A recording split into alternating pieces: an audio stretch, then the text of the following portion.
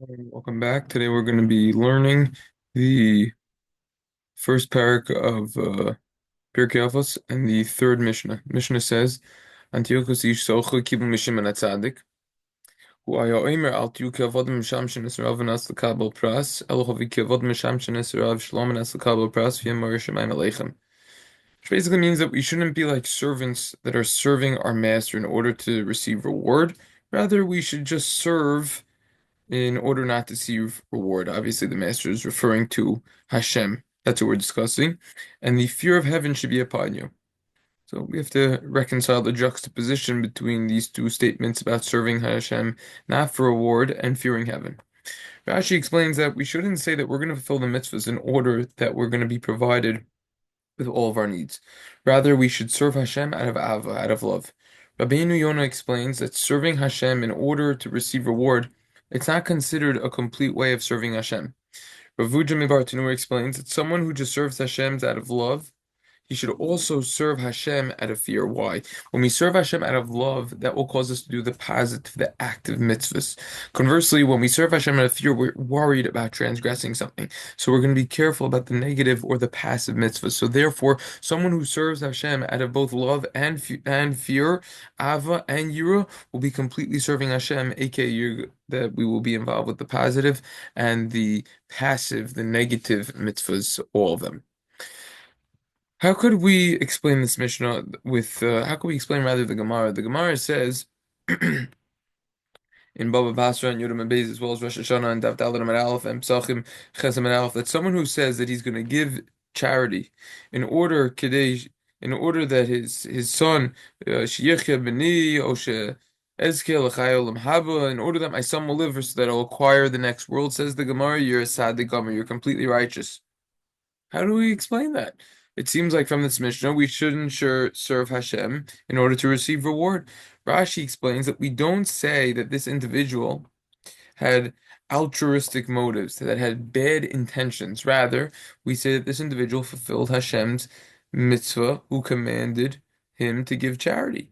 And also he had the intention to fulfill his own pleasures as well. So Tosfos on the spot over there asks, how could the Gemara make such a statement? Seemingly it argues with the Mishnah. Gemara can't argue with the Mishnah. So we'll provide 7 answers to this question. First, we'll start by Tosfos.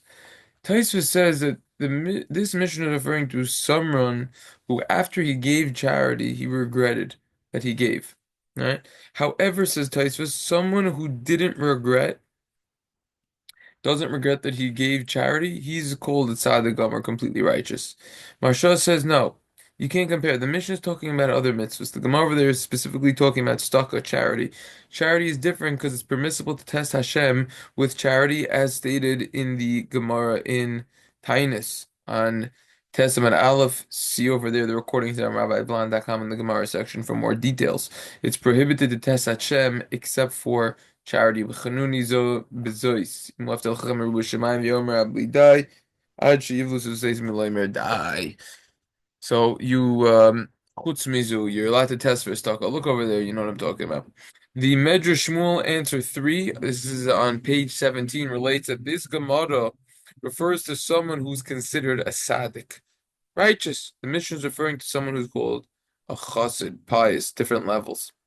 Magen Avos explains, answer 4, someone who serves Hashem in order to receive reward,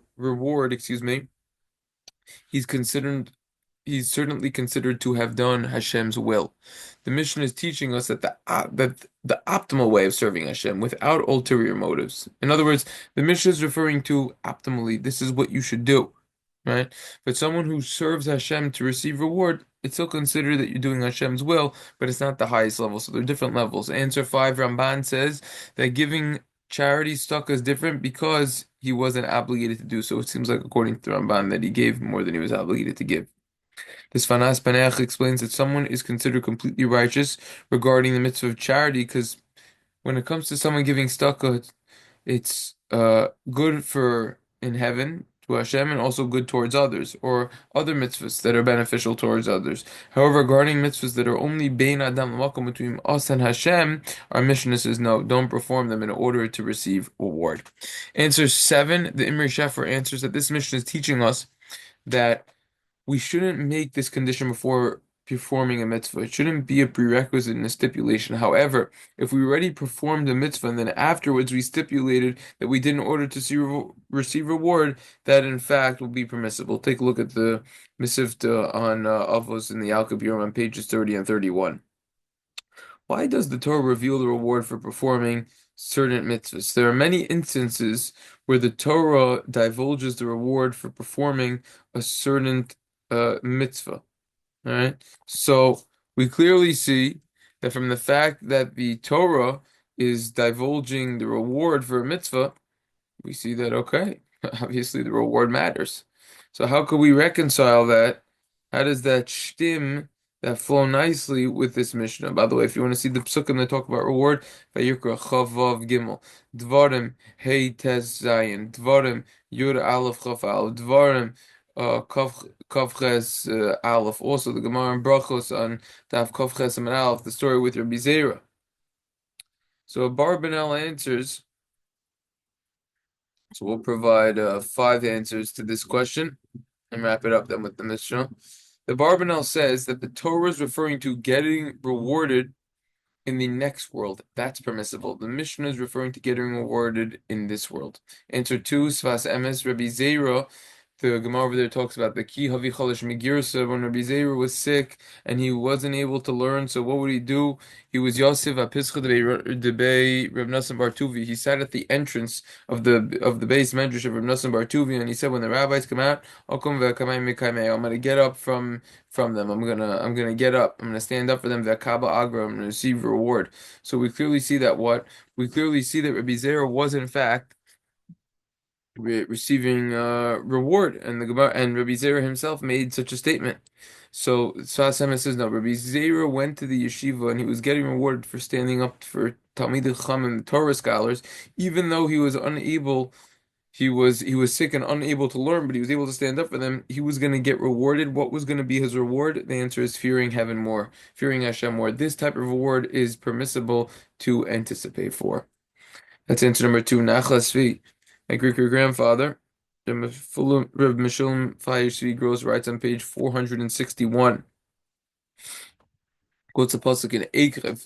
It's talking about Vahaya Eikev Tishmun as the Mishpatim Ma'ilu V'Shmartim V'Asisim Moisim V'Shamar Shem Lokecha L'Chas Bris V'Sachesed Asher Nishal V'Sach. It's talking about that if you keep the Torah and the mitzvahs, that's what it's talking about over here. And it's clearly mentioned that you will get reward. Look over there. So how can we explain the statement of Rabbi Yaakov, who says Schar mitzvah b'hayal maleka? The Gemara in Maseches Kedushin on Lamed Testament Beis, the Gemara in Kedushin over there says, quotes Rabbi Yaakov, who says that you won't get rewarded Schar mitzvah b'hayal maleka. You don't get rewarded for performing mitzvahs in this world. So Rabbi Yaakov isn't arguing on a pasuk. The pasuk says you're going to get rewarded. Furthermore, why wouldn't we get reward for performing mitzvahs in this world? So the Rambam explains the difference between someone who serves Hashem out of love and fear, as we discussed before, Ava Yira. Someone who serves Hashem out of fear will not be rewarded in this world. Conversely, someone who serves Hashem out of love, he will in fact be rewarded in this world. This is a chiddush, an insight that he's saying. Someone who serves Hashem out of fear isn't performing mitzvahs because he's happy to perform them. Rather, he's afraid of the punishment that awaits him for the lack of performing that mitzvah. With joy. This similarly, since someone who performs mitzvahs out of love, he wants to, right? He wants to perform the mitzvahs, and therefore he's going to be joyous when he performs the mitzvah. This pasuk is referring to someone who's performing mitzvahs out of love. How do we know this? From the word vahaya. Vahaya connotes a language of happiness. So therefore, that could be another difference. AK, if you're serving out of love, you're going to get rewarded in this world. Another answer that the Nachlas Tzvi over there gives is reward is physical. Typical, when we think of reward, we think of some sort of physical benefit that is associated and attached. Right? Mitzvahs, however, are spiritual. It's illogical to be rewarded physically for a spiritual deed. What's the reason? It's obvious. All the physical reward in this world is not equivalent to even one mitzvah. In the next world, we're going to be rewarded in a fitting manner because it's all spiritual. Every mitzvah consists of a thought process and an action. The thought process is spiritual, whereas the action is physical. There are three types of people who perform mitzvah. Someone who performs a mitzvah in a physical and spiritual manner, he will receive reward in both worlds. Someone who performs a mitzvah in just a spiritual manner, he will get reward in the next world. And someone who performs mitzvahs only in a physical way, he's going to be only rewarded in this world. The pasuk is referring to someone who is doing a mitzvah in a physical way. He therefore will be paid only in a physical way in this world. The pasuk in Akev, this is referring to. Based on this idea, we can explain the Gemara in Brachos. The Gemara says that Moshe says Hashem, in other words, why do good things happen to bad people and bad things happen to good people? This is a classic question that has plagued the mind of many great philosophers. The Gemara says, depends if the person was a tzaddik. Right? The Gemara says if he was a tzaddik gamor or not. If he was completely righteous or not, and that would be the difference. If he was really truly righteous or not.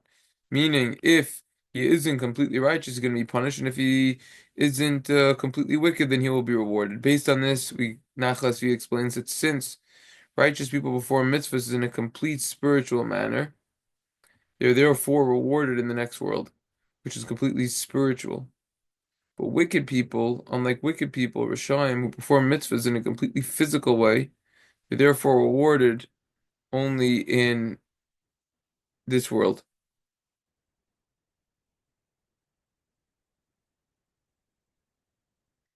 Rashi, it's a different tweak and perhaps explanation of that Gemara.